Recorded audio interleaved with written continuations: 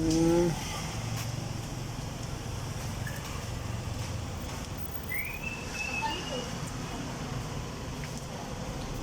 Wala kang makita dyan.